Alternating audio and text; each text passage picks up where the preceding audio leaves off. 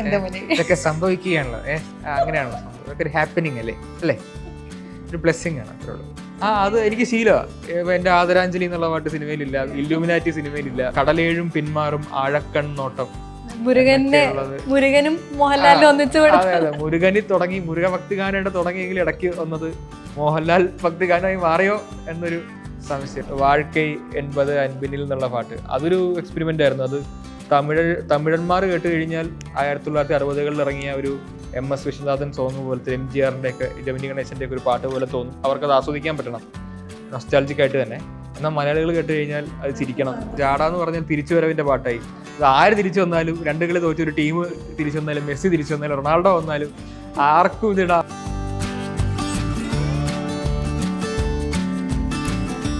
നമസ്കാരം, വിനായക് ശശികുമാറാണ് മീഡിയ ഓണോടൊപ്പം. സ്വാഗതം and happy Onam. Happy Onam. എന്തെനിക്ക് ഇൻട്രോ ഒന്നും ഇല്ലേ? ഡയറക്ട്ലി വിനായക് ശശികുമാറാണ്. അതുപോലെ ദാറ്റ് ഇറ്റ്സെൽഫ് ഈസ് ലൈക്ക് ഒരു സിഗ്നേച്ചർ ആയില്ലേ? ആണോ? I guess so. ഇൻട്രോ പഠിക്കാത്തതിന് ഓരോരോ കാരണങ്ങളെ, ഓരോരോ പാഷൻ. ശരി ശരി, എന്നാ ഇൻട്രോ വേണോ? ഒന്നും ഒരു ഇൻട്രോ അതെ. ഇൻട്രോ വേണല്ലേ?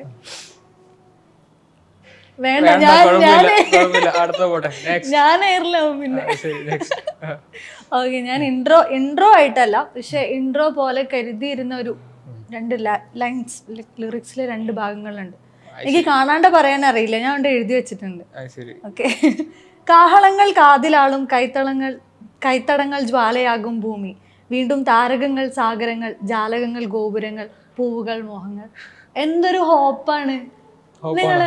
ഭയങ്കര ഹോപ്പ് ആ വരികളിൽ ഫീൽ ചെയ്യും. റെക്സിന്റെ മ്യൂസിക്കും കൂടെ വന്ന് അതിങ്ങനെ പോകുന്ന സമയത്ത് ഭയങ്കര ലൈക്ക് എന്താ പറയാ, നമ്മള് മോട്ടിവേറ്റ് ചെയ്യാനായിട്ട് കേൾക്കുന്ന പാട്ട് എന്നൊക്കെ പറയില്ലേ, അതേപോലെ കയ്യിലുള്ള ഒരു പാട്ടാണത്. ഭയങ്കര ഹോപ്പ്ഫുൾ ആയിട്ടുള്ള ഒരു മനുഷ്യനാണോ? ഹോപ്പല്ലേ നമ്മളെ മുമ്പോട്ട് നയിക്കുന്നത്. ഇതെന്റെ സിനിമയിൽ വന്നിട്ടുള്ള സെക്കൻഡ് സിനിമയും 3ാമത്തെ പാട്ടുമാണ്. അപ്പോൾ സിനിമയിലേക്ക് അന്ന് എനിക്ക് 18 വയസ്സ് ഒക്കെ ആയിട്ടേ ഉള്ളൂ. അപ്പോൾ കുറേ ഹോപ്പും ഒക്കെ വെച്ചിട്ട് ഇങ്ങനത്തെ ഒരു ഇൻഡസ്ട്രിയിലേക്ക് ഒരു ആർട്ടിസ്റ്റായിട്ട് കടക്കുന്നതിൻ്റെ എക്സൈറ്റ്മെൻ്റ് ഒക്കെ ഉണ്ട്. അപ്പം അതുകൊണ്ടൊക്കെ ചിലപ്പോൾ വന്ന വരികൾ ആയിരിക്കും അത്. ഭയങ്കര പീക്കാണ് ആ സമയത്ത്. സമീർ തായറിന്റെയും സെക്കൻഡ് മൂവി ആയിരുന്നല്ലോ, ലൈക്ക് ഒരു റോഡ് ട്രിപ്പ്. ഈ ആദ്യമായിട്ട് ഇങ്ങനെ സ്വന്തമായിട്ട് എഴുതിയ ലിറിക്സ് സ്ക്രീനിൽ കാണുന്നു, അതിന്റെ ഒരു എക്സൈറ്റ്മെന്റ് എന്തായിരുന്നു? അന്ന് ഈ പറഞ്ഞ വീട്ടുകാരെല്ലാം വിളിച്ചോണ്ട് പോയി തിയേറ്ററിൽ ഫസ്റ്റ് സിനിമ കാണുക, പേരെഴുതി വരുമ്പോൾ അവരുടെ മുഖത്തേക്ക് നോക്കുക എന്നൊക്കെയുള്ളതായിരുന്നു എക്സൈറ്റ്മെന്റ്. കുറച്ചധികം സിനിമകൾ തിയേറ്ററിൽ തന്നെ പോയി ഫസ്റ്റ് കണ്ടിരുന്നു. ഇപ്പൊ കുറവാണ്, ഏറെക്കുറെ ഒരു 5 ഉണ്ടെങ്കിൽ 1-2 തിയേറ്ററിൽ പോകും. കാരണം അടുത്തതിലേക്ക് നമ്മൾ കടന്ന് അങ്ങനെ പോകും. ലൈഫ് ഇങ്ങനെ സമയം പോകുന്ന അറിയുന്നില്ല ഇപ്പൊ. അല്ല, അന്നത്തെ എക്സ്പീരിയൻസാ പറഞ്ഞു. അന്ന് ഈ പറഞ്ഞ പോലെ വലിയ കാര്യമാണല്ലോ ബിഗ് സ്ക്രീനിൽ നമ്മുടെ പേരെഴുതി വരിക, അതുപോലെ പോസ്റ്റേഴ്സിൽ നമ്മുടെ പേരെഴുതി വരിക. അതിപ്പോഴും ഉണ്ട്. പിന്നെ ഹോർഡിങ്സിലും ഒക്കെ പോകുമ്പോൾ, റോഡ് സൈഡ് പോസ്റ്റേഴ്സിലൊക്കെ പോകുമ്പോൾ എത്ര പേര് ക്രെഡിറ്റ്സ് ഒക്കെ വായിക്കുന്നറിയില്ല, പക്ഷെ നമ്മുടെ ക്രെഡിറ്റ്സ് അതിൽ ഉണ്ടെന്ന് അറിയുമ്പോൾ നമ്മളിരുന്ന് വായിക്കുമല്ലോ. അന്ന് പിന്നെ ഒരു സോളോ ക്രെഡിറ്റ് കിട്ടാൻ ഭയങ്കരമായിട്ട് കൊതിച്ചിരുന്നു. അന്ന് എനിക്ക് ഒരു സിനിമയിൽ എല്ലാ പാട്ടൊന്നും കിട്ടില്ല. ആദ്യത്തെ കുറേ സിനിമകളിൽ ഒരു പാട്ടൊക്കെ കിട്ടുള്ളൂ. ചില സിനിമകളിൽ ഒന്നിൽ കൂടുതൽ പാട്ട് കിട്ടും, പക്ഷെ മറ്റേ പാട്ട് എഴുതിയിരിക്കുന്ന വളരെ സീനിയർ ആയിട്ടുള്ള വേറൊരു ലിറിസിസ്റ്റ് വല്ലതും ആയിരിക്കും. അപ്പോൾ അദ്ദേഹത്തിന്റെ പേര് ആദ്യം വരും. അപ്പോൾ അതിന്റെ താഴെ അദ്ദേഹത്തിന്റെ തണലിൽ ഞാൻ ഉണ്ടാവും. അപ്പം അങ്ങനെ കഴിഞ്ഞിട്ട് ഏതെങ്കിലും ഒരു സിനിമയിലൊരു solo credit lyrics Vinayak Sasikumar മാത്രം വരാൻ വേണ്ടി പിന്നെ ഒരു വെയിറ്റിംഗ് ഉണ്ടായിരുന്നു. അതൊരു 12ാമത്തെ സിനിമ എന്തോ ആയപ്പോൾ, എനിക്കൊന്ന് കരിങ്കുന്നം സക്സസ് എന്നുള്ള സിനിമയിലാണെന്ന് തോന്നുന്നു ആദ്യമായിട്ട് ലിറിക്സ് വിനായക് ശശികുമാർ മാത്രം കണ്ടിട്ടൊരു അതിന്റെ ഒരു സ്ക്രീൻഷോട്ടൊക്കെ എടുത്തു വെച്ചത് ഇപ്പോഴും ഓർക്കുന്നു പിന്നീട്. പക്ഷെ ഇപ്പൊ നോക്കൂ, സ്പോട്ടിഫൈയിൽ ജസ്റ്റ് വിനായക് ശശികുമാറിന് അടിച്ചു കൊടുക്കുമ്പോൾ തന്നെ ഇഷ്ടംപോലെ പാട്ടുകൾ വരുന്നു. ഇപ്പൊ ഉള്ള ഒരു മൊമെന്റ് ഇല്ലേ, ഈ ഓണത്തിന് ഇവിടെ ഇരിക്കുന്ന സമയത്ത് പോലും ലൈക്ക് ഒരുപാട് പാട്ടുകൾ, പ്രത്യേകിച്ചും ഓണം തന്നെ, ഓണം മൂഡിലേക്ക് പോവാണ്. അപ്പം ഈ ഒരു പൊസിഷൻ എന്നല്ല ഞാൻ ഉദ്ദേശിക്കുന്ന ഒരു മൊമെന്റ് ഉണ്ടല്ലോ ജീവിതത്തിലെ, അതിനെങ്ങനെയാ കാണണേ? ഒന്നുമില്ല, I am happy to be here എന്നൊക്കെ പറയുന്നത് അത്രേ ഉള്ളൂ. നമ്മൾ വലുതായിട്ടൊന്നും പ്ലാൻ ചെയ്ത് പോയ ജീവിതമൊന്നുമല്ല. ഒഴുക്കിൻ്റെ ഒപ്പം ഇങ്ങനെ പോകുന്നു. ഇടയ്ക്ക് കുറേ നല്ല കാര്യങ്ങൾ സംഭവിക്കുന്നു, നല്ലതല്ലാത്ത കാര്യങ്ങൾ നമ്മളെ പലതും പഠിപ്പിക്കുന്നു. അങ്ങനെയൊക്കെ എല്ലാത്തിൻ്റെ ഒരു ആകത്തുക പോലെ ഈ സമയത്ത് ഞാൻ ഇവിടെ ഇരിക്കുന്നു, അത്രേ ഉള്ളൂ. ലാലേട്ടൻ്റെ ഒക്കെ പറയുന്ന പോലെ ഇതൊക്കെ സംഭവിക്കുകയാണല്ലോ. അങ്ങനെയാണല്ലോ സംഭവം. ഇതൊക്കെ ഒരു ഹാപ്പനിങ് അല്ലേ? ഒരു ബ്ലെസ്സിങ് ആണ്, അത്രേ ഉള്ളൂ.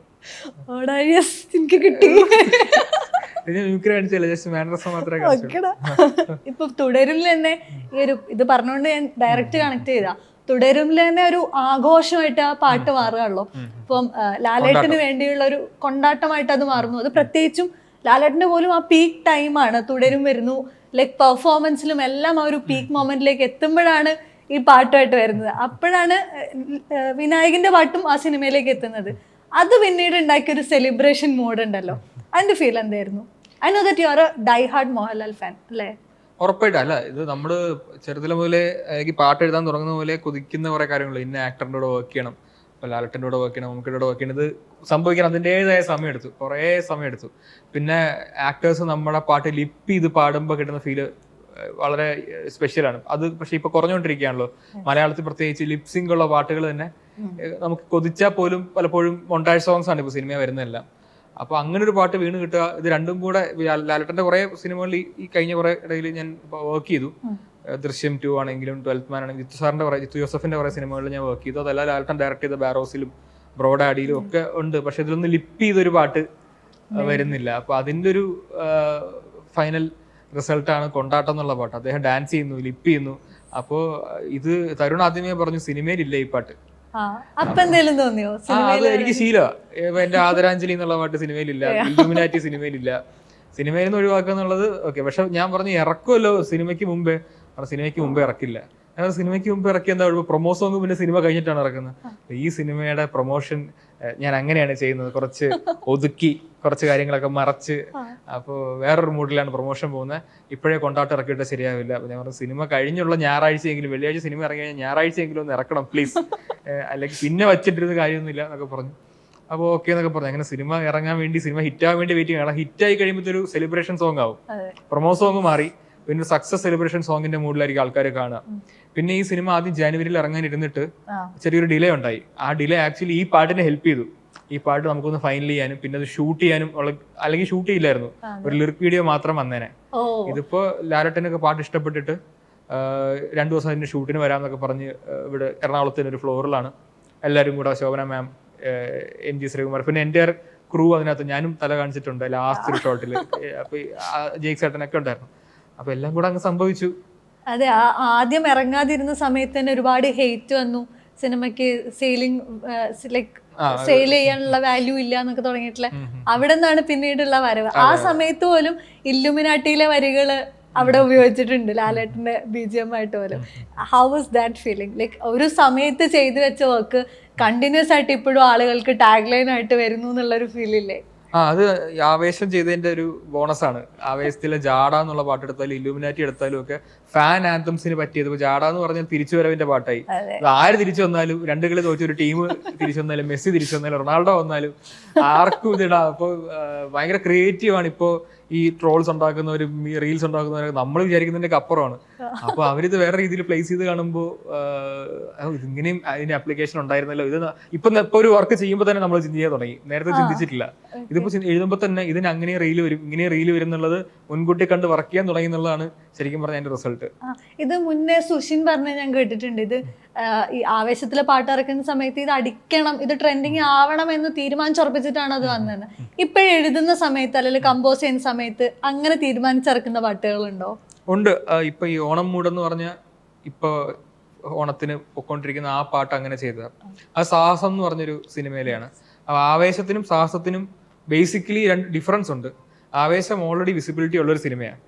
ഫഹദ് അഭിനയിക്കുന്നു, വ്യോമാജിത്തിന്റെ ഡയറക്ടറിന്റെ ജിത്തുവിന്റെ അടുത്ത പടം, അൻവർ റഷീദ് പ്രൊഡ്യൂസ് ചെയ്യുന്നു, സുഷിന്റെ മ്യൂസിക് എന്നൊക്കെ പറഞ്ഞാൽ തന്നെ ആവേശം എല്ലാവരും കാണും. വിഷുവിന് ഇറങ്ങുന്ന സിനിമ കാണും.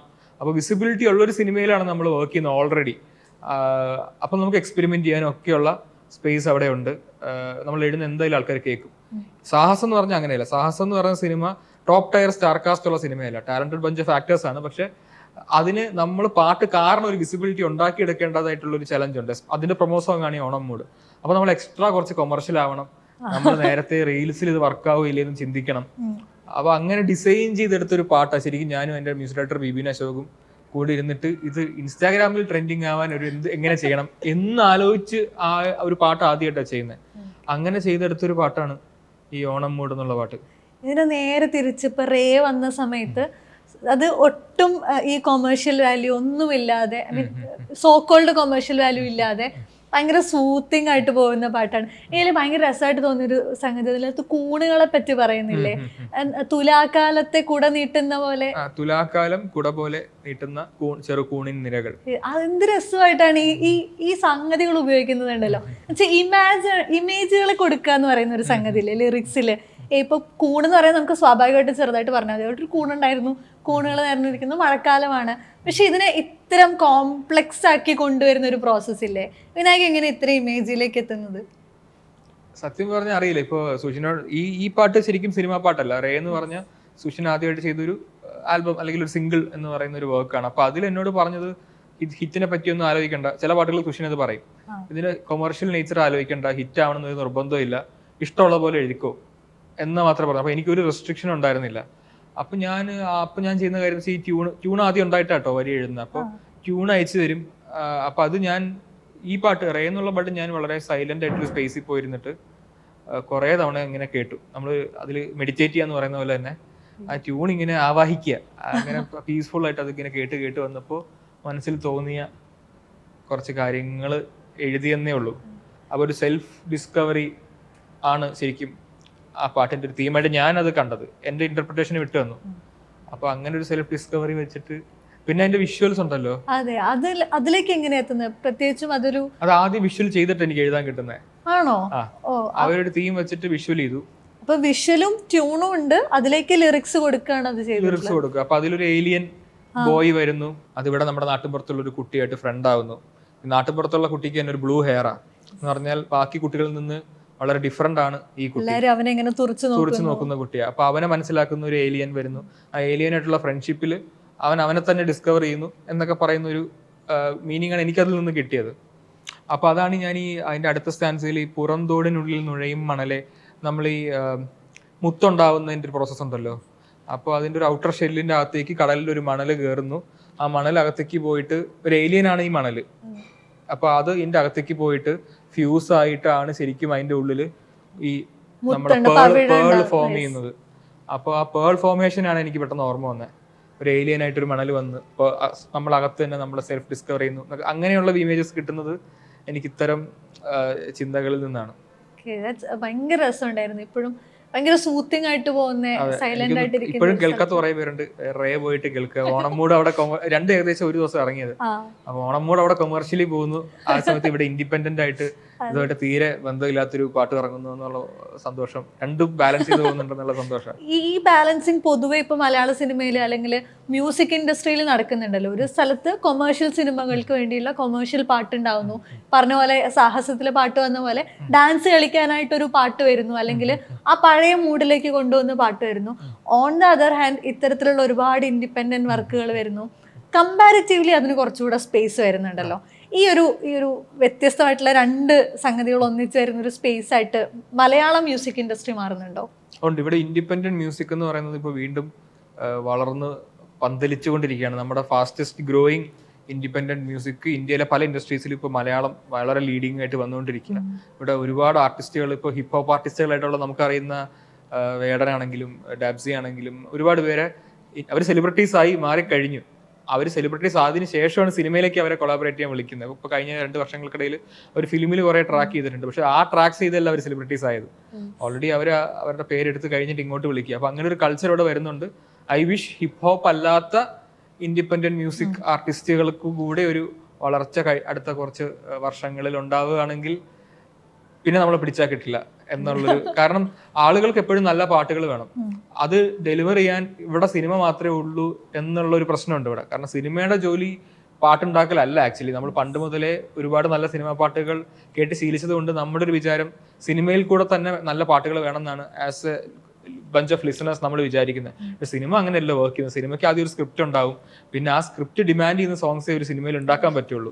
അതായത് നല്ല പാട്ട് ചെയ്തേക്കാം, 4 പാട്ട് ചുമ്മാ ആഡ് ചെയ്തേക്കാം എന്ന് പറഞ്ഞ് ഇപ്പോൾ അവസരത്തിന് ഇണങ്ങാത്ത പാട്ടുകളൊന്നും സിനിമ വരുന്ന പരിപാടി ഇപ്പൊ ഇല്ല, ലിറ്ററലി ഇല്ല. അപ്പോ ഇത്ര പാട്ടുകൾ വേണം എന്നുള്ള കൗണ്ട് ഒന്നും ഇല്ല. അപ്പോ പാരലി ഇങ്ങനെ ഒരു ഇൻഡിപെൻഡന്റ് സ്ട്രീം വളർന്നു വന്നാൽ ഇതിൽ നിന്നും ഒക്കെ വളരെ ഡിഫറെന്റ് ആയിട്ടുള്ള മ്യൂസിക്, വളരെ ഡിഫറെന്റ് ആയിട്ടുള്ള ലിറിക്സ് എല്ലാം വരും. ഈവൻ ഹനുമാൻ കൈൻഡ് പോലും ആവേശത്തിൽ പാടിയതിനു ശേഷമാണെന്ന് തോന്നുന്നു അല്ലേ മറ്റേ പാട്ടുകള് പോപ്പുലറൈസ് ചെയ്ത്. അതെ അതെ അതെ അതെ, മറ്റേ ബിഗ് ഡോഗും അതൊക്കെ ആ സമയത്ത് ഇറങ്ങിയത്. പിന്നെ അതിന് മുമ്പത്തെ പാട്ടുകളൊക്കെ ഇപ്പോൾ ആൾക്കാർ തെരഞ്ഞു പോയി കേൾക്കുന്നുണ്ട്. അതെ. ഈ ഇല്ലുമിനാട്ടിയിൽ തന്നെ ആളുകൾ നോട്ടീസ് ചെയ്തിട്ടുള്ള ഒരു കാര്യം ഫോർത്ത് വാൾ ബ്രേക്കിംഗ് ലിറിക്സിൽ കൊണ്ടുവരുന്നു എന്നുള്ള ഒരു കാര്യം ഉണ്ടല്ലോ. ഇപ്പം ബോംബെ നഗരം ഇവൻ വരുന്നതിനെ സ്വപ്നം കാണും. അപ്പം ഇത് ഫഹദ് ഫാസിലിനെയാണ് ഉദ്ദേശിക്കുന്നത് എന്നുള്ള വായന ഉണ്ടായിട്ടുണ്ട്. അതായത് ലൈക്ക് ആക്ടറിന്റെ പേഴ്സണൽ സിഗ്നേച്ചർ ആണ് അവിടെ കൊടുക്കുന്നത് എന്നുള്ള വായന ഉണ്ടായിട്ടുണ്ട്. തോന്നുന്നു തമിഴില് അനിരുദ്ധൊക്കെ ചെയ്യുന്ന പാട്ടുകളിൽ പലപ്പോഴും ഇപ്പം രജനീകാന്തിനായിട്ടുള്ള പാട്ടുകളിൽ പലപ്പോഴും അങ്ങനെ വരാറുണ്ട്, തലൈവർക്ക് വേണ്ടിയിട്ട് വരാറുണ്ട്. മലയാളത്തിൽ പലപ്പോഴും അങ്ങനെ ഒരു ഫോർത്ത് വാൾ ബ്രേക്കിംഗ് ലിറിക്സിൽ സംഭവിച്ചിട്ടില്ല എന്ന് തോന്നിയിട്ടുണ്ട്. അത് പിന്നെയും സംഭവിച്ചതായിട്ട് തോന്നിയത് ഇലുമിനാറ്റിയിലാണ്. ഇതൊരു ഡെലിബറേറ്റ് അറ്റംപ്റ്റ് ആണോ അതോ ഇങ്ങനെ ചിന്തിച്ചിട്ടേ ഇല്ലേ? ചിന്തിച്ചിട്ടേ ഇല്ല. ഇലുമിനാറ്റിയിലെ ഓരോ വരിയും രംഗണ്ണനെ പറ്റിയുള്ള ആവേശത്തിന്റെ ക്യാരക്ടറിനെ പറ്റിയുള്ള വരികളാണ്. കാരണം പുള്ളി ഒരു ഡോൺ ആണല്ലോ, പക്ഷെ ബാംഗ്ലൂർ ബേസ്ഡ് ഡോണാണ്. പക്ഷെ നമ്മൾ അണ്ടർവേൾഡ് എന്ന് പറയുമ്പോൾ നമ്മൾ ആദ്യം റിലേറ്റ് ചെയ്യുന്നത് ബോംബെ അണ്ടർവേൾഡ്, ഏറ്റവും വലിയ അണ്ടർവേൾഡ്, നമ്മൾ കേട്ട് പേടിച്ച മറ്റേ വലിയ ഡോണുകളൊക്കെ ഉള്ളത് ധാരാവിയിലാണ്. അപ്പോൾ അവര് രംഗണ്ണനൊന്നും അവിടെ വന്നിരുന്നെങ്കിൽ എന്ന് സ്വപ്നം കാണും എന്ന രീതിക്കാണ് ആ ലൈൻ അപ്രോച്ച് ചെയ്തത്. അവിടെ ഫോർത്ത് വാൾ ബ്രേക്കിംഗ് ആക്ച്വലി ചെയ്തിട്ടില്ല.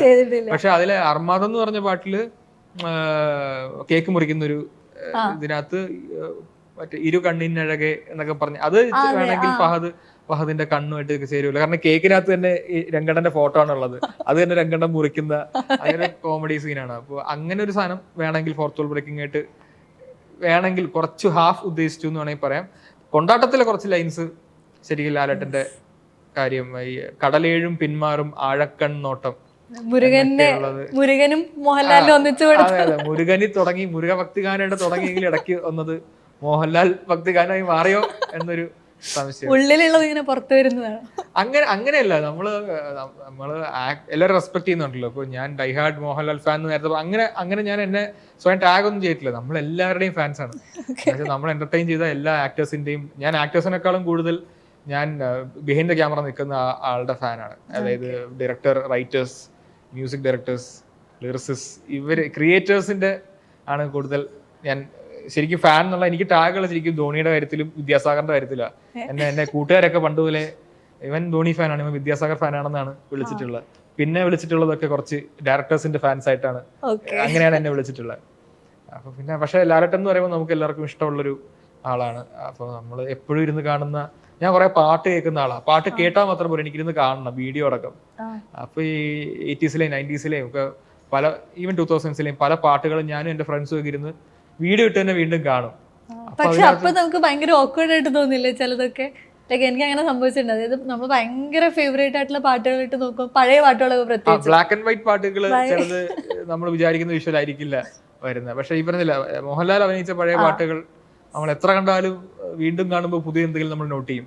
അപ്പൊ അങ്ങനെയൊക്കെയുള്ളൊരു ആരാധന എനിക്കൊന്ന്, ഈ കൊണ്ടാട്ടം സിനിമയിലുള്ള പാട്ടല്ലല്ലോ, അപ്പൊ ഫോർത്ത് വാൾ ബ്രേക്ക് ചെയ്യാൻ പറ്റും നമുക്ക്. അങ്ങനെ ബ്രേക്ക് ചെയ്താണ്. ഈ പറഞ്ഞ പോലെ ലിറിസിസ്റ്റിന്റെ പേര് നോട്ടീസ് ചെയ്യപ്പെടുന്നത് ഇപ്പൊ റീസെന്റ് ആയിട്ടാണ്.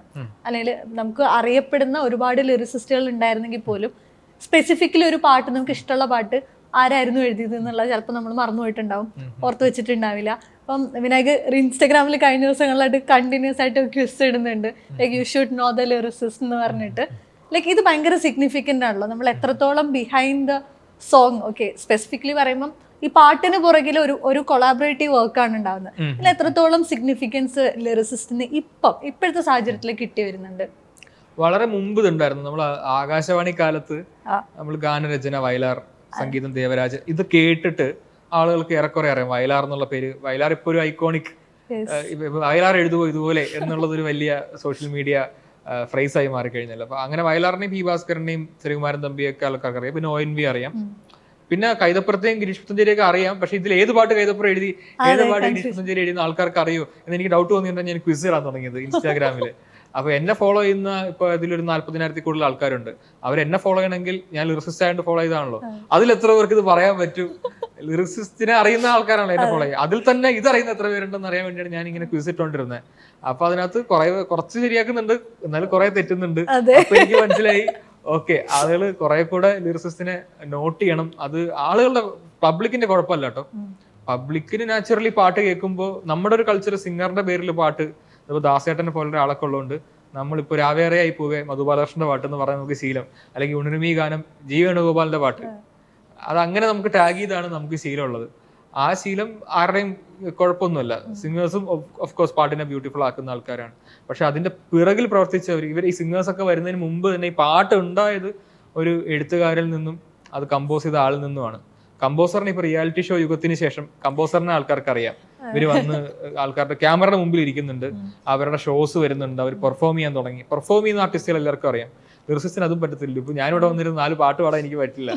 അപ്പോൾ എനിക്ക് എന്റർടൈൻ ചെയ്യാൻ പറ്റുന്നത് ഞാൻ എഴുതി അത് വേറൊരാൾ പാടുമ്പോഴേ ഉള്ളൂ. അപ്പൊ അത് കാരണം കൊണ്ട് തന്നെ നമ്മൾ എക്സ്ട്രാ എന്തെങ്കിലും അവരെ വിസിബിലിറ്റി അറിയിച്ചാൽ മാത്രമേ അവരെ നോട്ട് ചെയ്യുള്ളൂ. അപ്പൊ അതിനുവേണ്ടി ഞാൻ എഫേർട്ട് എടുക്കുന്നേ ഉള്ളൂ.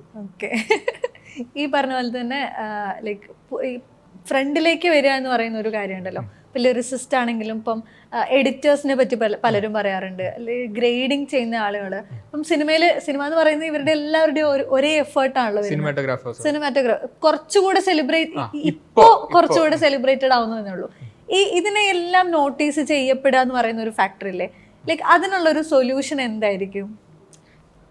എനിക്കറിയില്ല സൊല്യൂഷൻ, ഒരു ഫൈനൽ സൊല്യൂഷൻ ഉണ്ടോ എന്ന് എനിക്കറിയില്ല. അത് ഈ സിനി ഫൈൽസ് എന്ന് പറയുന്ന ആളുകൾ അത് ചെയ്യണം എന്നാണ് എൻ്റെ അഭിപ്രായം. ഇപ്പൊ സിനി ഫൈൽസ് എന്ന് പറയാത്ത കോമൺ പബ്ലിക് അത് ചെയ്യണമെന്ന് അത് അവർക്ക് ഇൻട്രസ്റ്റ് ഉണ്ടെങ്കിൽ മാത്രം ചെയ്താൽ മതി. പക്ഷെ ഞാൻ സിനിമ ഫാനാണ് എന്ന് പറഞ്ഞു നടക്കുന്ന ആളുകൾ ഒരുപാട് പേരുണ്ടല്ലോ നമ്മുടെ ഇടയിൽ, അവരത് ചെയ്യണം എന്നാണ് എൻ്റെ അഭിപ്രായം. ഞാൻ തന്നെ ഇത് സ്കൂളിൽ പഠിക്കുന്ന ഒരു സമയത്ത് എൻ്റെ ഒരു അങ്കിൾ ഉണ്ടായിരുന്നു, പ്രമോദ് എന്ന് പറഞ്ഞിട്ട്. അപ്പോൾ പുള്ളിയാണ് വന്ന് പറയാൻ തുടങ്ങിയത്, ഈ പാട്ട് ചെയ്തത് ഇന്ന മ്യൂസിക് ഡയറക്ടറാണ്, ഇന്ന ലിറിസിസ്റ്റ് ആണ്, ഈ സിനിമ ചെയ്തത് ഇന്ന സ്ക്രിപ്റ്റ് റൈറ്ററും ഡയറക്ടറാണ്. പുള്ളി പറഞ്ഞു കേട്ടപ്പോൾ എനിക്കൊരു ഫാസിനേഷൻ തോന്നി, ഇങ്ങനെയും കുറെ ആൾക്കാരുണ്ട്. അപ്പോൾ അങ്ങനെ ഒരു ഇൻഫ്ലുവൻസ് എനിക്ക് കിട്ടിയിട്ടാണ് ഞാനിത് പിന്നെ നോട്ട് ചെയ്യാൻ തുടങ്ങി. ഒരുപാട് പേര് ഇത് ചെയ്യുന്നത് എനിക്ക് ശ്രദ്ധിക്കാനും പറ്റി. പിന്നീട് ഞാൻ എന്ത് സിനിമ കണ്ടാലും ഇഷ്ടപ്പെട്ട പാട്ട് കേട്ടാൽ ഇത് ആരാണ് എന്ന് ഞാൻ ശ്രദ്ധിക്കാൻ തുടങ്ങി. അങ്ങനെ ഒരു എഫേർട്ട് നമ്മൾ as a part of our habit. നാളെ ഒരു പാട്ട് നിങ്ങൾ എവിടെ കേട്ടു, നല്ല പാട്ട് ഇഷ്ടപ്പെട്ടു, ഒരു മിനിറ്റ് മതി ഇന്നത്തെ കാലത്ത് അതൊന്ന് ഗൂഗിൾ ചെയ്തിട്ട് ഇത് ചെയ്ത ആരാണ്, എഴുതിയ ആരാണ് എന്നൊക്കെ നോക്കാൻ. അപ്പൊ ആ ഒരു എക്സ്ട്രാ എഫേർട്ട് എടുക്കാൻ എല്ലാവരും തയ്യാറായ പെട്ടെന്ന് പരിപാടി നടക്കും. അത് അത്രേ ഉള്ളൂ. പണ്ടൊന്നും പറ്റില്ലല്ലോ. പണ്ട് നമുക്ക് അറ്റ് ദ ഫിംഗർ ടിപ്പ് നമുക്കത് ഇല്ലല്ലോ, ഇപ്പൊ അതുണ്ട്. പിന്നെ നമ്മൾ ആ എഫേർട്ട് എടുക്കുക എന്നുള്ളതേ ഉള്ളൂ. ഈ 2025 ഭയങ്കര കളർഫുൾ ആയിട്ട് പോയ വർഷമാണ്. ലൈക്ക് ഇതുവരെ പ്രത്യേകിച്ച് പൈങ്കിളിയൊക്കെ ഇറങ്ങിയ സമയത്ത് അത് ഭയങ്കര ട്രെൻഡിങ് ആയി വരുന്നു. എനിക്കൊന്നും ഇതിന് നേരെ തിരിച്ചിട്ടുള്ള ഒരു മൂഡായിരുന്നു ചെത്ത് സോങ്ങിൽ വന്നിട്ടുണ്ടായിരുന്നത്. ചെത്ത് സോങ്ങിലെ ചെത്തുപാട്ട് എന്ന് പറഞ്ഞ അത് ഭയങ്കര നാടനായിരിക്കും, അതേ സമയത്ത് ഇപ്പുറത്ത് വന്നിട്ട് ഭയങ്കര ന്യൂജൻ വൈബിലേക്ക് ഒരു സംഗതി കൊടുക്കുന്നു. 2025 ഇതുവരെയുള്ള ഒരു സമയം വിനായകനെ സംബന്ധിച്ചിടത്തോളം എത്ര കളർഫുൾ ആണ്? എനിക്ക് തോന്നുന്നു വളരെയധികം കളർഫുൾ ആണ്. ഞാൻ ഈ വർഷം ശരിക്കും ഒരു എക്സ്പെരിമെന്റൽ ഫേസിലാണ്. ഞാൻ ജനുവരി മുതലേ ഞാൻ തീരുമാനിച്ചു ചെയ്യുകയാണെങ്കിൽ ഇപ്പോൾ കഴിഞ്ഞ കുറച്ച് വർഷങ്ങളിൽ ചെയ്യാത്ത എന്തെങ്കിലും ചെയ്യാം. അപ്പൊ അങ്ങനെ തന്നെ കോൺഷ്യസ്ലി സെലക്ട് ചെയ്ത കുറച്ച് സിനിമകളാണ് ഈ വർഷം ചെയ്തത്. ഇപ്പോൾ കുറെ മെലഡീസ് ഞാൻ അതിന് മുമ്പ്, അതായത് 2019 സമയം മുതൽ കുറച്ച് വർഷങ്ങൾ ഞാൻ കുറെ മെലഡീസ് എഴുതി. ഇപ്പൊ അമ്പിളിയിലെയും ആരാധിക പോലത്തെ പാട്ടുകൾ, പവിഴമഴയെ പോലത്തെ ജൂണിലെ പാട്ട്, അപ്പൊ അങ്ങനെ മെലഡീസ് കുറച്ച് എഴുതി. അത് കഴിഞ്ഞിട്ട് 2024 വേറെ കുറച്ച് ആവേശത്തിലെ പോലത്തെ പാട്ടുകളും വാഴയിലെ പോലത്തെ പാട്ട് അതൊക്കെ എഴുതി. അപ്പൊ ഇനി എഴുതിയ സാധനം തന്നെ വീണ്ടും ഇപ്പൊ ഇല്ലുമിനാറ്റി കഴിയുമ്പോൾ സിനിമയിലെ ഒരു സ്വഭാവമാണത്, ഒരു പാട്ട് ഹിറ്റ് ആകുമ്പോൾ പിന്നെ അതുപോലത്തെ കുറെ പാട്ട് ചെയ്യാൻ വരും. അപ്പൊ എനിക്ക് കുറെ ഇല്ലുമിനാറ്റികൾ വരാൻ തുടങ്ങി. ഇല്ലുമിനാറ്റി അല്ല, ഇതുപോലത്തെ വേറെ രംഗണ്ണന്റെ പാട്ട് പോലെ വേറെ കുറെ അണ്ണന്മാരുടെ വർഷിപ്പ് സോങ്സ് വരാൻ തുടങ്ങി. അപ്പൊ എനിക്ക് ഇതല്ലല്ലോ ചെയ്യേണ്ടത്. അപ്പൊ സുഷിൻ എനിക്ക് അന്നേ പറയും, ഇതുപോലത്തെ പാട്ടിന് നീ ചെയ്യണ്ട, ഇത് ഇവിടെ കഴിഞ്ഞു. സുഷിൻ ആ ബോധമുണ്ട്. അപ്പൊ അങ്ങനെ കുറെ ഞാൻ വേണ്ട വെച്ചിട്ട് വേറെ എന്തെങ്കിലും പുതുതായിട്ട് ചെയ്യാം. അപ്പോഴാണ് പൈങ്കിളി വരുന്നത്. പൈങ്കിളിയിൽ ഇതുവരെ ചെയ്യാത്ത കുറെ പാട്ടുകൾ ചെയ്യാനുള്ള അങ്ങനത്തെ ഒരു exaggerated over the top cinema ആയതുകൊണ്ട് തെറ്റി ത്രികോണ മധ്യേ മൂലബിന്ദു കുടുങ്ങി അത് ചെയ്യാൻ പറ്റി. അതിൽ തന്നെ ഒരു പാട്ട്, തമിഴ് പാട്ടുണ്ട്, വാഴ്ക്കൈ 80 അൻപിനിൽ എന്നുള്ള പാട്ട്. അതൊരു എക്സ്പെരിമെന്റ് ആയിരുന്നു. അത് തമിഴന്മാർ കേട്ട് കഴിഞ്ഞാൽ 1960കളിൽ ഇറങ്ങിയ ഒരു MS വിശ്വനാഥൻ സോങ് പോലത്തെ, MGRന്റെ ഒക്കെ, ജമിനി ഗണേശന്റെ ഒക്കെ ഒരു പാട്ട് പോലെ തോന്നും. അവർക്കത് ആസ്വദിക്കാൻ പറ്റണം നൊസ്റ്റാൾജിക് ആയിട്ട് തന്നെ. എന്നാൽ മലയാളികൾ കേട്ട് കഴിഞ്ഞാൽ അത് ചിരിക്കണം എന്ന് പറഞ്ഞൊരു എക്സ്പെരിമെന്റ് ഇതുവരെ ആരും ചെയ്തിട്ടില്ലെന്ന് തോന്നി. അങ്ങനത്തെ കാര്യങ്ങള്. അതുപോലെ തന്നെ ഇപ്പൊ വ്യസന സമേതം ബന്ധുമിത്രാദികളുടെ പാട്ട്, അത് ഈ പറഞ്ഞ അൽവാക്കണ്ണാളെ എന്നൊക്കെ പറഞ്ഞു. ഇതൊക്കെ സത്യം പറഞ്ഞാൽ ഞാൻ ഇത് കേട്ട് കഴിഞ്ഞാൽ ഞാൻ എഴുതിയെന്ന് ആരും പറയരുത് എന്നുള്ള ഒറ്റ ഇതിലാണ് ഞാൻ അതൊക്കെ എഴുതിയത്. അപ്പൊ റേ വരുന്നു, അപ്പൊ അത് വേറെ രീതിയിലൊരു എക്സ്പെരിമെന്റേഷൻ. ഓണം മൂഡ് വരുന്നു. അപ്പൊ അങ്ങനെയുള്ളൊരു വർഷമാണ്. ഇനിയും ഇപ്പൊ ലോകയിൽ ഒരു ട്രാക്ക് ഉണ്ട്, ഇറങ്ങിയിട്ടില്ല. അതും ഇങ്ങനെ പലതരം ഭ്രാന്ത് പിടിച്ച എഴുത്തുകളുടെ ഒരു വർഷം. ഈ വർഷം ഇങ്ങനെ അങ്ങ് പോട്ടെ എന്ന് തീരുമാനിച്ചു. ആദ്യം മെലഡി എഴുതിയ സമയത്ത് ഈ ഹ്യൂമൻ ഇമോഷൻസ് എന്ന് പറയുന്നത്, അല്ലെങ്കിൽ റിലേഷൻഷിപ്പുകൾ എന്ന് പറയുന്നത് പിന്നെ അതിന്റെ ലിറിക്സിൽ ഭയങ്കര ഡീപ്പായിട്ടുണ്ടായിരുന്നു. അപ്പൊ ഈവൻ പറവയിലെ പാട്ടുകളിലേക്ക് വരുന്ന സമയത്തൊക്കെ നമുക്ക് ഭയങ്കരമായിട്ട് ആളുകൾ തമ്മിലുള്ള ഒരു ബന്ധമുണ്ടല്ലോ. ചില വരികളൊക്കെ കേൾക്കുമ്പോൾ നമുക്ക് ഏതൊക്കെയോ പ്രിയപ്പെട്ട മനുഷ്യരെയൊക്കെ ഓർമ്മ വരുന്ന ഒരു ഫീൽ ഉണ്ട്. അപ്പം ഇത്തരം ഈ ഹ്യൂമൻ റിലേഷൻഷിപ്പിലേക്ക് അല്ല അവരുടെ ഇമോഷൻസിലേക്ക് ഇറങ്ങിച്ചെല്ലുക എന്ന് പറയുന്നത് ഒരു ഹൈ കിട്ടുന്ന പരിപാടിയാണോ? ഉറപ്പായിട്ടുമാണ്. ശരിക്കും ഒരു ലിറിസിസ്റ്റ് ഒരു സ്റ്റോറി ടെല്ലറാണ്. സ്ക്രിപ്റ്റ് റൈറ്ററിന് എഴുതാൻ പറ്റാത്ത കാര്യം നമ്മൾ എഴുതി കൊടുക്കുന്നു എന്നുള്ള ഫീലാണ്. സ്ക്രിപ്റ്റ് റൈറ്റർ സ്ക്രിപ്റ്റിൽ എഴുതിയ കാര്യം നമ്മൾ കുറച്ച് താളത്തിൽ എഴുതുന്നു എന്ന രീതിക്കാണ് ഞാൻ പാട്ടുകൾ അപ്രോച്ച് ചെയ്യാറുള്ളത്. അതുകൊണ്ട് തന്നെ ഞാൻ പലപ്പോഴും പാട്ട് എഴുതുന്നതിന് മുമ്പ് നറേഷൻ കേൾക്കാറുണ്ട് സിനിമയുടെ. ഞാൻ പ്രത്യേകിച്ച് ഒന്നിൽ കൂടുതൽ പാട്ടുകൾ എഴുതുന്നൊരു സിനിമയാണെങ്കിൽ ഫുൾ സ്ക്രിപ്റ്റ് നറേറ്റ് ചെയ്യാൻ അവരോട് പറയാറുണ്ട്. ഇപ്പോൾ ഷൂട്ട് കഴിഞ്ഞിട്ടാണ് എന്നെ വിളിക്കുന്നതെങ്കിൽ ഒരു ഫസ്റ്റ് എഡിറ്റ് ഉണ്ടെങ്കിൽ ഫുൾ സിനിമയിരുന്ന് കാണും. സോ ദാറ്റ് എന്തൊക്കെയാണ് ഇവർ ഉദ്ദേശിച്ചിരിക്കുന്നത് എന്നുള്ളത് എനിക്ക് കൃത്യമായിട്ട് കിട്ടിയാൽ അല്ലെങ്കിൽ ജസ്റ്റ് ട്യൂൺ അയച്ച ഒരു പാട്ട് എഴുതുന്നു പറയും, ഞാൻ പറയാം അത് പോരാ, എനിക്കൊരു ഫുൾ പിക്ചർ കിട്ടണം. ഏത് സ്റ്റേജിലാണ് ഈ പാട്ട് വരുന്നത്, അതിന് മുമ്പ് ഈ ക്യാരക്ടേഴ്സിന്റെ ട്രാവൽ എന്താണ്, ഇത് കഴിഞ്ഞ് ഇനി എങ്ങോട്ടാണ് പോകുന്നത്. ഇപ്പൊ പരദീസ എന്നുള്ള പാട്ട് എഴുതുമ്പോൾ അറിയാം ഈ പാട്ട് കഴിഞ്ഞ് ആ ക്യാരക്ടേഴ്സ് മരിക്കാൻ പോകുന്നുള്ളത്. ആ ഇൻഫർമേഷൻ എനിക്ക് ഭയങ്കര ഇമ്പോർട്ടന്റ് ആണ്. അതെനിക്ക് അറിയുന്നതുകൊണ്ട് എനിക്ക് അതിന്റെ ചെറിയൊരു പെയിൻ എനിക്ക് നേരത്തെ ഇടാൻ പറ്റും. അത് നമുക്ക് ഇഷ്ടമുള്ള പോലെ ജീവിക്കാൻ പറ്റാത്ത ഒരു ലോകത്തിന്റെ ഒരു ദുഃഖം എന്താണെന്നൊക്കെയുള്ള പരദീസം എന്നുള്ള കോൺസെപ്റ്റ് തന്നെ പാട്ടിന് വരാൻ കാരണം. അല്ലെങ്കിൽ ആടുന്നവർ ആടട്ടെ, പാടുന്നവർ പാടട്ടെ, ചേരുന്നവർ ഒന്നായി ചേരട്ടെ, അതിന് കെൽപ്പുള്ള ഭൂമി നിൻ പരദീസ എന്ന ആ പാട്ടിൽ എഴുതാൻ കാരണം അത് കഴിഞ്ഞ് ഇവര് ഈ ഓപ്പോസിറ്റ് ആയിട്ടുള്ള രണ്ട് റിലീജിയനിൽ നിന്ന് പ്രണയിച്ച് കല്യാണം കഴിക്കാൻ പോകുന്ന രണ്ടുപേര് മരിക്കാൻ പോകുന്നു എന്നുള്ള ഒരു കാര്യം സിനിമയിൽ വരുന്നോണ്ടാണ് ഇങ്ങനൊരു പാട്ടായിട്ട്. അല്ലെങ്കിൽ അതൊരു ഡാൻസ് പാട്ടേ ഉള്ളൂ, അവർക്ക് എന്ത് പറഞ്ഞും ഡാൻസ് ചെയ്യാം, എന്ത് പറഞ്ഞും പാടാം. പക്ഷെ ഇത് തന്നെ പറഞ്ഞുകൊണ്ട് അവർ പാടണം, പരദീസയെ പറ്റി തന്നെ സംസാരിക്കണം എന്ന് തീരുമാനിക്കാൻ കാരണം ആ എൻറ്റയർ സ്റ്റോറി ലൈനാണ് എന്നൊക്കെ പറഞ്ഞ പോലെ. അപ്പൊ ഇത് കൃത്യമായിട്ട് ഈ നരേഷൻ ഉണ്ടാവോ ഡയറക്ടറിന്റെ അടുത്ത് നിന്ന്? ഇപ്പം ഇത്ര പാട്ടുകൾ ഉണ്ടാവുന്ന സമയത്ത് ഫസ്റ്റ് ഓഫ് ഓൾ ഒരു ലിറിസിസ്റ്റിനെ സംബന്ധിച്ചിടത്തോളം ഈ കഥ പറയേണ്ടത് ഒരു കമ്പോസർ ആണോ അതോ ഡയറക്ടർ ആണോ? ഞാൻ ഡയറക്ടറുടെ അടുത്ത് നിന്ന് കേൾക്കാറുള്ളത്, അല്ലെങ്കിൽ റൈറ്റർ ഉണ്ടെങ്കിൽ റൈറ്ററുടെ അടുത്ത് നിന്ന് കേൾക്കും. മ്യൂസിക് ഡയറക്ടറിന്റെ സൈഡിൽ നിന്ന് അദ്ദേഹം എന്താണ് ഈ പാട്ട് കമ്പോസ് ചെയ്തപ്പോൾ ഉദ്ദേശിച്ചത്, അദ്ദേഹത്തിന്റെ ഇമോഷൻസ് എന്തായിരുന്നു എന്നുള്ളത് അങ്ങനെ ഞാൻ എല്ലായിടത്തും ചോദിച്ച് മനസ്സിലാക്കാറുണ്ട്. ഇപ്പോൾ ജോൺ പോൾ ജോർജ് എന്ന് പറഞ്ഞിട്ടുള്ള ഡയറക്ടറുണ്ട്, ഗപ്പി അമ്പുളിയൊക്കെ ചെയ്ത. ശരിക്കും അദ്ദേഹം കഥ പറഞ്ഞ് എന്നെ കരയിപ്പിക്കും. ഈ രണ്ട് സിനിമയുടെയും കഥ പറഞ്ഞപ്പോൾ ഒരു പോയിന്റിൽ എനിക്ക് കണ്ണ് നിറഞ്ഞു. അപ്പൊ അദ്ദേഹത്തിന്റെ മൂന്നാമത്തെ സിനിമ വരുന്നുണ്ട്, അപ്പൊ അതിലെയും പാട്ടുകൾ എഴുതുന്നുണ്ട്. അതിലും എനിക്ക് ഇതുപോലെ തന്നെ കഥ പറഞ്ഞ് എന്നെ കണ്ണ് നനയിച്ച് കളഞ്ഞു. അപ്പൊ പിന്നെ നമുക്ക് അത് റീപ്രൊഡ്യൂസ് ചെയ്യാതിരിക്കാൻ പറ്റില്ല ലിറിക്സിൽ. അപ്പോൾ അങ്ങനെയാണ് ഈ തനിയെ മിഴികളും ഈ പറഞ്ഞ ആരാധികയും ഒക്കെ, അതിലൊക്കെ ഒരു എലമെന്റ് ഓഫ് പെയിൻ ഉണ്ട്. അത് ഒന്ന് ലവ് സോങ് ആണ്, മറ്റേതൊരു മോട്ടിവേഷണൽ സോങ് ഒക്കെയാണ്. പക്ഷെ പറഞ്ഞു വരുമ്പോൾ ഒരു ഡീപ്പ് ലെയർ ഓഫ് സാധനം എടുത്തു കഴിഞ്ഞാൽ ഒരു പെയിൻ്റെ എലമെന്റ് ഉണ്ട്. അത് ഈ പറഞ്ഞ കഥ കേട്ട് ഞാൻ കണ്ണു നനഞ്ഞ ഒരു സംഭവത്തിന്റെ ഒരു പ്രതിഫലനമാണെന്ന് എനിക്ക് തോന്നുന്നത്. അതെ, തനിയെ മിഴികളൊക്കെ ശരിക്കും ആ കുട്ടിയുടെ ഒരു, നമുക്ക് ഒരിക്കലും ആ കുട്ടിയുടെ മാത്രമായിട്ട് തോന്നില്ല. Like whenever I here that, like ആ പാട്ട് കേൾക്കുമ്പോഴൊക്കെ എനിക്ക് ഞാനാണ് അവിടെ, ഞാൻ എൻ്റെ പ്രിയപ്പെട്ട ആളുകളുടെ ചുറ്റുമാണെന്നുള്ളൊരു ഫീൽ ഉണ്ടാവും. അപ്പം ഈ കഥ കേൾക്കുന്ന സമയത്ത്, ലൈക്ക് ലിറിക്സിലേക്ക് കടക്കുന്ന സമയത്ത് ആ കഥാപാത്രമായിട്ട് മാറുന്ന, ഇപ്പം പലപ്പോഴും ആക്ടേഴ്സ് അങ്ങനെ ചെയ്ത് പറയാറുണ്ടല്ലോ, ആ കഥാപാത്രത്തിലേക്ക് മാറുന്നു, അവരുടെ ഷൂസിലേക്ക് മാറുന്നു എന്ന്. ലിറിസിസ്റ്റിന് അങ്ങനെ ഉള്ളൊരു എക്സ്പീരിയൻസ്? ഞാൻ അങ്ങനെ മാറാറുണ്ട്, ഒട്ടുമിക്ക സമയത്തും മാറും. എസ്പെഷ്യലി ട്യൂണും കൂടെ ഭയങ്കര ടച്ചിങ് ആണെന്നുണ്ടെങ്കിൽ ഞാൻ ഇങ്ങനെ ഇരുന്ന കഥാപാത്രമായി മാറും. ഞാൻ മറ്റേ അതിരനിലെ ആട്ടുതൊട്ടിൽ എന്നുള്ള പാട്ട് എഴുതുന്ന സമയത്ത് ഞാൻ ആ സമയത്ത് എൻ്റെ ഒരു ഏജും, ഇത് ഒരു രഞ്ജി പണിക്കർ സാറ് ചെയ്യുന്ന അച്ഛൻ്റെ പെർസ്പെക്റ്റീവിൽ വരുന്ന ഒരു പാട്ടാണ്. അത് ഒരു ഓട്ടിസ്റ്റിക് ആയിട്ടൊരു മകളെ പറ്റി, ആ മകളെ ഒറ്റയ്ക്ക് വളർത്തുന്ന ഒരു അച്ഛൻ. അപ്പം എന്ന് പറയുമ്പോൾ എനിക്കത് ഇമാജിൻ ചെയ്യാനേ പറ്റുള്ളൂ, റിലേറ്റ് ചെയ്യാൻ പറ്റില്ല. അപ്പോൾ നമ്മളതായിട്ട് മാറണം, നമ്മൾ ശരിക്കും എംപതൈസ് ചെയ്യണം. എംപതൈസ് ചെയ്ത് അയാളായിട്ട് മാറി എന്തായിരിക്കും അയാളുടെ ദുഃഖം, അയാൾ ഇനി എത്ര കാലം ഭൂമിയിൽ ഉണ്ടാവും എന്നായിരിക്കും അയാൾ ചിന്തിക്കുന്നത്. ഞാൻ പോയ ഈ മകളെ ആര് നോക്കും, അവൾ എങ്ങനെ വളരും, ഇതൊക്കെ ആയിരിക്കും അയാളുടെ ചിന്ത. എൻ്റെ പൊന്നു ഡാർക്ക്. അപ്പോൾ ഇത് ആദ്യം മനസ്സിലാക്കി കഴിഞ്ഞാൽ പിന്നെ പാട്ട് എഴുതാൻ വേറെ മൂഡാ, വേറെ ഫീലാ. അപ്പൊ അങ്ങനെ ഏത് പാട്ട് എഴുതുമ്പോഴും പാഡിയോ സമീകം എന്ന് പറഞ്ഞ പടം, എനിക്ക് അത് ഭയങ്കരമായിട്ട് ഇഷ്ടപ്പെട്ടു എൻ്റെ കഥ പറച്ചില്.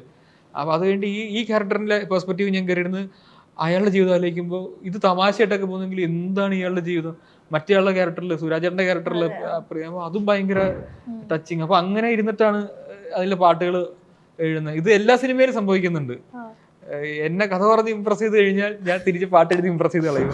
എനിക്ക് അതാണ് എന്റെ പരിപാടി. ഈ പറഞ്ഞ പോലെ ക്യാരക്ടറിലായി കഴിഞ്ഞാൽ ആക്ടേഴ്സ് പുറത്ത് കിടക്കാനും പ്രയാസമെന്ന് പറയാറുണ്ട്. അങ്ങനെ എപ്പോഴേലും ഏതെങ്കിലും ക്യാരക്ടറിൽ ഹുക്ഡ് ആയിട്ട് ഇരുന്നു പോയിട്ടുണ്ടോ? ഇഷ്ടം പോലെ ഇരുന്ന് പോയിട്ടുണ്ട്. അത് കഴിഞ്ഞ് ഞാൻ ഈ സാധനം ഇറങ്ങാൻ വേണ്ടി ഭയങ്കര വെയിറ്റിംഗും ആയിരിക്കും. ഇങ്ങനെ ഇതൊന്നും ഇറങ്ങിയിരുന്നെങ്കിൽ ആളുകൾ എങ്ങനെയാ ഇത് റിസീവ് ചെയ്യുന്നത്, സിനിമ എങ്ങനെയാ റിസീവ് ചെയ്യുന്നത്, പാട്ട് എങ്ങനെയാ റിസീവ് ചെയ്യുന്നത് എന്നുള്ളത് ഞാൻ ഭയങ്കരമായിട്ട് ആ റിലീസ് കഴിഞ്ഞ് തന്നെ സാധനം ഈ ക്യാരക്ടർ ഇറങ്ങിപ്പോവുള്ളൂ. അതുവരെ ഇത് മനസ്സിൽ ഭയങ്കരമായിട്ട് ഉണ്ടാവും. ഞാൻ വേറൊരു കാര്യം മുന്നേ വിനായകൻ്റെ അടുത്ത് ചോദിച്ചിട്ടുണ്ട്. അഗൈൻ റിപ്പീറ്റേഷൻ ആണെങ്കിൽ യു ക്യാൻ സ്കിപ്പ് ഇറ്റ്. ഈ എഴുത്തുകളിൽ പലപ്പോഴും പലരും ഒരു സാച്ചുറേഷൻ പോയിന്റ് ഉണ്ടാവാറുണ്ട് എന്ന് പറയുന്നുണ്ട്. പക്ഷെ വിനായകൻ്റെ പലപ്പോഴും യോണേഴ്സ് മിക്സ് ആയിട്ട് വരുന്നുണ്ട്, പല പല ഏരിയകളിലേക്ക് ജമ്പ് ചെയ്യാൻ പറ്റുന്നുണ്ട്. പിന്നെ സിനിമ തരുന്ന മൂഡും അതിനനുസരിച്ച് ചേഞ്ച് ആവാറുണ്ട്. എപ്പോഴെങ്കിലും ഇതിനകത്തൊരു സാച്ചുറേഷൻ പോയിന്റ് ഫീൽ ചെയ്തിട്ടുണ്ടോ? എപ്പോഴും ഫീൽ ചെയ്യും. എപ്പോൾ ഫീൽ ചെയ്യുമ്പോഴും ഞാൻ ഇതുപോലൊരു ഡിഫറെന്റ് എക്സ്പെരിമെന്റിലേക്ക് കടക്കും. ചെയ്ത സാധനങ്ങൾ വീണ്ടും ചെയ്യാൻ ഭയങ്കര ബോറിംഗ് ആണ്. അപ്പോൾ അതുകൊണ്ടാണ് ഞാൻ ഇപ്പോൾ ഒരു എക്സ്പെരിമെന്റൽ ഫേസ് എന്ന് പറഞ്ഞില്ല. ഇപ്പോൾ ഞാനിപ്പോൾ കമ്മിറ്റ് ചെയ്തിരിക്കുന്ന ഒരു സിനിമ എന്ന് പറഞ്ഞാൽ കൊല്ലത്ത് നടക്കുന്ന അവിടുത്തെ തീരദേശ മേഖലയിലുള്ള ആളുകളുടെ ഭയങ്കര റോ ആയിട്ടൊരു സിനിമയാണ്. അപ്പൊ അവരുടെ ഭാഷയിൽ പാട്ട് എഴുതണം. ഇത് എനിക്ക് ചെയ്യാൻ അറിയില്ല, എനിക്കറിയില്ല. അതുകൊണ്ട് ഞാൻ കമ്മിറ്റ് ചെയ്തു. അപ്പൊ ഞാൻ അവരുടെ അടുത്ത് പറഞ്ഞു, എനിക്ക് കൊല്ലത്ത് പോകണം, ഇവരുമായിട്ട് കുറെ ഇന്ററാക്ട് ചെയ്യണം, കുറച്ച് ദിവസങ്ങൾ അവിടെ സ്പെൻഡ് ചെയ്യണം, എന്നിട്ട് ഇത് പഠിച്ചിട്ട് എനിക്ക് എഴുതണം. അപ്പൊ എനിക്ക് പുതിയ കാര്യം ചെയ്യാനുള്ളൊരു സ്പേസ് കിട്ടി. അപ്പൊ ഇതെനിക്ക് ഭയങ്കര എക്സൈറ്റിംഗ് ആണ്. അപ്പൊ ചിലപ്പോൾ അത് പാളാന്ന് വെച്ചാൽ എനിക്കറിയില്ല, പാളാതിരിക്കാൻ ഞാൻ മാക്സിമം നോക്കും. പക്ഷെ അത് ചെയ്യുന്നതിലുള്ളൊരു എക്സൈറ്റ്മെന്റ് വലുതാ. വീണ്ടും ചെയ്ത പോലത്തെ ഒരു പാട്ട് ചെയ്യാന്ന് പറയുന്നതിനേക്കാളും ബോറിംഗ് ആയിട്ടൊരു അത് ഭയങ്കര ആ സാച്ചുറേഷനെ എത്തി. അതുകൊണ്ടാണ് ഇപ്പൊ ഓണം മൂഡ് പോലത്തെ, എനിക്ക് ഓണത്തിന് ഒരു മെലഡി എഴുതാൻ പറ്റായില്ല. അപ്പൊ ബിപിൻ അശോകന് അത് കമ്പോസ് ചെയ്യാൻ അറിയാഞ്ഞിട്ടും അല്ല. ഓണത്തിന് ഇഷ്ടം പോലെ മെലഡികളുണ്ട്, അതിന്റെയൊക്കെ ആരാധകരാണ് ഞങ്ങൾ എല്ലാവരും. ഈ വർഷം ഓണത്തിന് വീണ്ടും ഒരു 20-30 മെലഡി ആൽബംസ് ഇറങ്ങും. പക്ഷെ അതുമാത്രം പോരല്ലോ ഓണത്തിന്. ഇപ്പോൾ ഓണത്തിനെന്ന് പറഞ്ഞു കഴിഞ്ഞാൽ നമുക്ക് നൊസ്റ്റാൾജിയ ഉണ്ട്. ആ നൊസ്റ്റാൾജിയെ ഈ മെലഡീസ് എല്ലാം അഡ്രസ് ചെയ്ത് പോകുന്നുണ്ട്. പക്ഷെ ഓണത്തിന് ഹൈ എനർജി ആസ്പെക്റ്റും കൂടി ഇല്ലേ. ഇപ്പോൾ വടംവലി എന്ന് പറയുമ്പോൾ ഹൈ എനർജിയാണ്, വള്ളംകളി എന്ന് പറയുമ്പോൾ ഹൈ എനർജിയാണ്, ഉത്രാട പാച്ചിൽ എന്ന് പറഞ്ഞാൽ പാച്ചിൽ എന്നുള്ള വാക്കിനൊരു ഹൈ എനർജി മൂഡാണ്. ഈ ഹൈ എനർജി, സദ്യക്ക് നല്ല എനർജി, ഈ ഹൈ എനർജീനെ നമ്മൾ അഡ്രസ് ചെയ്യേണ്ട ഒരു പാട്ടിലൂടെ. അപ്പോൾ എന്തുകൊണ്ടൊരു ഡാൻസ് പാട്ട് ഓണത്തിനായിക്കൂടാ? അപ്പോൾ ഒരു ഓണം മൂടുന്നൊരു പാട്ട്, അത് ഇഷ്ടപ്പെടാത്തവരുണ്ടാവും, കുഴപ്പമില്ല. ഇഷ്ടപ്പെട്ട അത് ഇത്രയും 1.5 കോടി വ്യൂസോളം ആയി, ഇഷ്ടപ്പെട്ടവർക്ക് ഇഷ്ടപ്പെട്ടാൽ മതി. എന്നാൽ ആ മൂഡിൽ നമ്മൾ ഇരുന്നാലേ നമുക്ക് ഈ പ്രത്യേകിച്ച് മലയാളത്തിൽ എക്സ്പെരിമെന്റേഷൻ നടത്തുക പറഞ്ഞാൽ ഭയങ്കര പാടാണ്. തമിഴിലും തെലുങ്കിലും ലിറിക്സിലൊക്കെ ഭയങ്കര ഫ്ലെക്സിബിലിറ്റി ഉണ്ട് ആ ഭാഷയ്ക്ക്. ഇംഗ്ലീഷ് വാക്കുകൾ മിക്സ് ചെയ്യാൻ എളുപ്പമാണ്. പുതിയ കാര്യങ്ങൾക്കെല്ലാം തമിഴ് വാക്കുകളുണ്ട്. ഫോണിന് തമിഴ് വാക്കുണ്ട്, ഫ്രണ്ട്സിന് തമിഴ് വാക്കുണ്ട്, ഇൻസ്റ്റാഗ്രാമിന് ഫേസ്ബുക്കിന് വരെ ഒരു മിക്കവാറും തമിഴ് വാക്ക് കണ്ടുപിടിച്ച് കാണും. ഈസിയാണ്. അപ്പോൾ ബസ്സിനുണ്ട്, വിൻഡോ സീറ്റിനുണ്ട്. ഇതൊന്നും മലയാളത്തിലില്ലല്ലോ. നമുക്കിത് എഴുതണമെങ്കിൽ നമ്മളിരുന്ന് കഷ്ടപ്പെടണം. ഈ മലയാളം ഭാഷേനെ ഫ്ലെക്സിബിൾ ആക്കുക എന്നുള്ളത് ഭയങ്കര പാടാണ്. അത് സാൻസ്ക്രിറ്റ് ബേസ്ഡ് ആയിട്ടൊരു ഭാഷ ആയതുകൊണ്ടാണ് ഒരു 65% വാക്കുകളും മലയാളത്തിലുള്ള സാൻസ്ക്രിറ്റിൽ നിന്ന് വന്നതാണല്ലോ.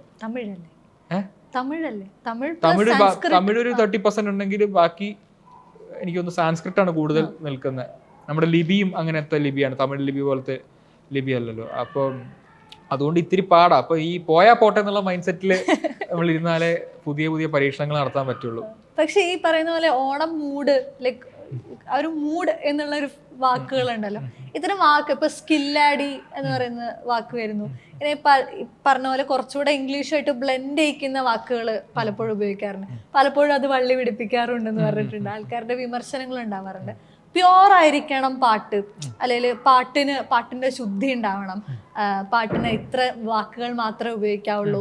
ഇപ്പോൾ അതിനൊക്കെ ഒരു പരിധി വരെ ഇത് ബ്രേക്ക് ചെയ്യുന്നുണ്ട്.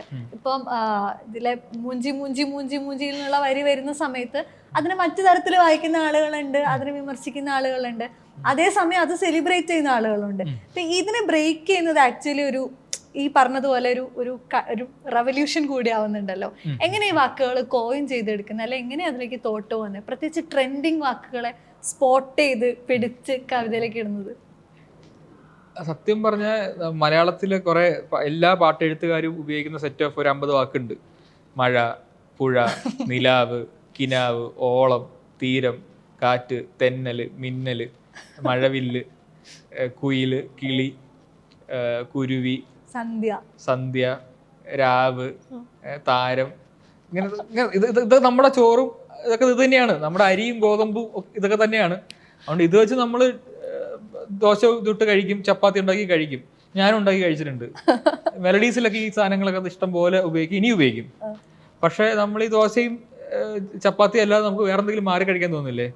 ഇടയ്ക്കൊരു ബർഗർ, പൊറോട്ട ബീഫ്, ഒരു നൂഡിൽസ്, പിസ്സ, ഇതൊക്കെ കഴിക്കാൻ തോന്നുമ്പോൾ നമുക്ക് അതും കഴിക്കണ്ടേ എന്ന് പറഞ്ഞ പോലെയാണ് ഇത്തരം വാക്കുകൾ വരുന്ന ഇത്തരം പാട്ടുകൾ. പിന്നെ ഭയങ്കരമായിട്ട് ഓഡിയൻസ് ചേഞ്ച് ചെയ്തുകൊണ്ടിരിക്കുകയാണല്ലോ.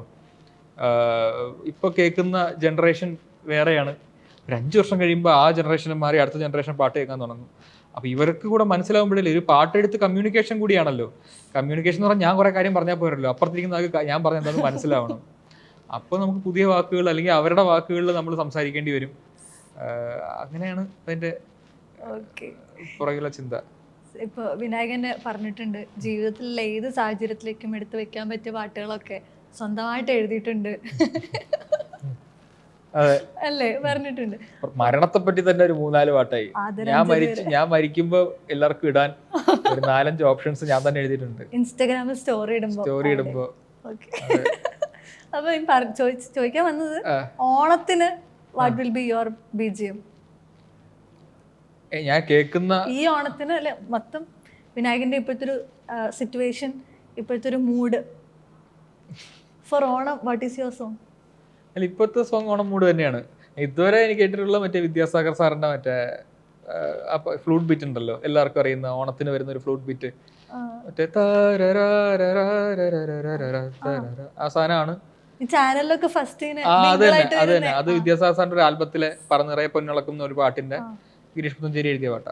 അതിന്റെ ഒരു ഇതാണ്. എനിക്ക് അത് വരുമ്പോഴാണ് പെട്ടെന്ന് ഓണമായി എന്നുള്ളൊരു ഫീല് വരുന്ന ഒരു മ്യൂസിക്.